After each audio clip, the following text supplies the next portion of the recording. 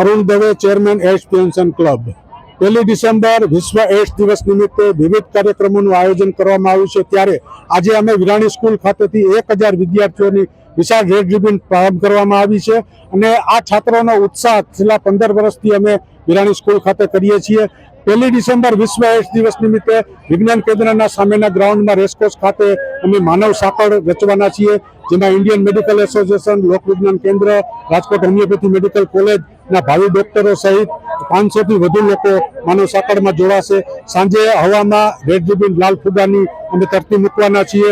સાથોસાથ 1 ડિસેમ્બરે રાજકોટ શહેર જિલ્લાની તમામ 1500 શાળામાં વિદ્યાર્થીઓ પોતપોતાની શાળામાં રેડ રિબન બનાવશે અને આ પ્રોજેક્ટ થકી લગભગ 1.5 થી 2 લાખ છાત્રોને જનજાગૃતિમાં સાંકળવામાં આવશે.